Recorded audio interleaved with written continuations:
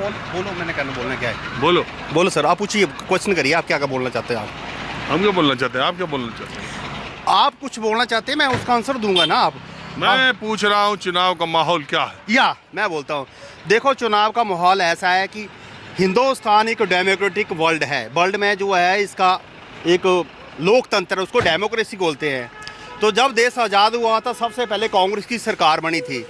उसके बाद क्या हुआ, उन्होंने काम किए। अब बीजेपी की सरकार बनी थी और बीजेपी जो इस टाइम दुनिया में कांग्रेस से कई गुना अच्छा काम कर रही है।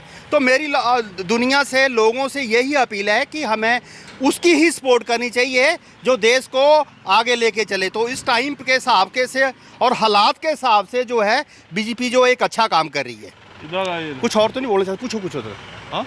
और तो नहीं बोलना चाहते, बीजेपी बहुत अच्छा काम कर रही है। भारतीय जनता पार्टी बहुत अच्छा काम कर रही है। 5 बताओ काम बताओ। सबसे धारा 370 का जो काम किया था। अरे हिमाचल का बताएंगे, कश्मीर का? अच्छा 370 क्या था?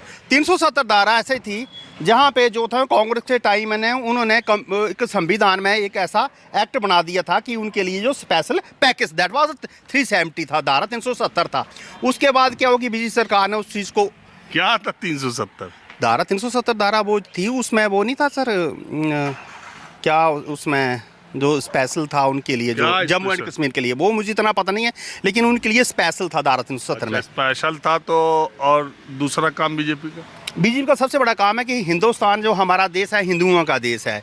तो यहाँ सभी धर्मों और समाज के लोग रहते हैं। एक तरफ आप कह रहे हो हिंदुओं का देश है, फिर कह रहे हो सभी धर्मों का।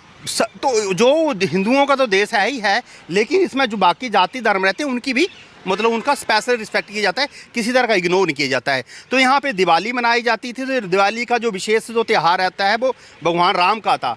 तो वहाँ राम जन्मभूमि थी, वहाँ पर जबरदस्ती कब्जा किया हुआ था बाबर के टाइम में 400 हाँ ठीक है जी हाँ। राम मंदिर। तीसरा सबसे बड़ा हिमाचल में ये जो काम किया जयराम की सरकार है, वो भी बीजेपी की देन है।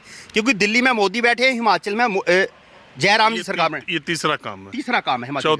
चौथा सबसे बड़ा काम है कि हिमाचल में जो होते हमारे बुजुर्ग थे जिनको 80 साल के बाद पेंशन लगती, 90 में नहीं मिलती थी, अब उनको 60 साल के बाद पेंशन मिलना शुरू हो गई है। तो इससे बड़ा काम कोई नहीं हो सकता है। पांचवा सबसे बड़े काम है कि जो हिंदुस्तान के जितने भी किसान थे, किसी ने उनकी इज्जत नहीं की थी। एक मोदी सरकार है, एक जयराम सरकार ही है जिन्होंने उसकी इज्जत की है। उनको हर मेरे कहने का मतलब कि हर उनको वो कहते हैं 6000 मिलता है। बीजेपी सरकार में गैस सिलेंडर का दाम कितने से कितना हुआ? गैस सिलेंडर का दाम जो राउंड अबाउट 40% बढ़ा है। तो आई डाउन 40%। 400 से कितना गया? 400 ने 700 के राउंड अबाउट था जब स्टार्ट हुआ था। अब जो लेवल 100 समथिंग है, कुछ ऐसा है। पेट्रोल का भी राउंड अबाउट 30 से 40 रुपये बढ़ा। 80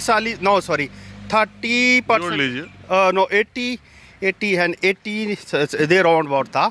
तो अब रख लीजिए रफली 95 के राउंड अबाउट है। महंगाई कितनी बढ़ी? महंगाई को राउंड अबाउट 6 से 7% का दो इंक्रीज हुई है, 6 to 7%। जबकि जो लोगों की इनकम भी बढ़ी है, लोगों का लिविंग स्टैंडर्ड भी बढ़ा है, लोगों के पास गाड़ियाँ नहीं थी, पैदल कई तरह की थी, तो उसमें जो है बढ़ा भी है। चलिए ठीक है, और कुछ नहीं ना बोलना है? बस जैसा बस इतना नॉलेज है मेरे पास। चलिए इतना ही नॉलेज है? हाँ यस, यार इतना नॉलेज है कम है। ठीक है सर। क्या नाम है आप? मनमोहन मेरा नाम है सर। हाँ? मनमोहन। समझ गया, मनमोहन। तो एक बात ये बताइए, करते क्या आप? मैं तो कुछ नहीं, बेरोजगार हूँ मैं। हिंदुस्तान में बेरोजगार हूँ मैं। 98 का ग्रेजुएट हूँ और साथ में स्टेट लेवल का स्पोर्ट्समैन ऑफ इंडिया का भी हूँ। लेकिन किसी भी गवर्नमेंट ने हमारी तरफ नहीं सोचा है। तो करते खर्चा कर लेते हैं, काम जो मिल जाता है कुछ थोड़ा बहुत कर लेते हैं।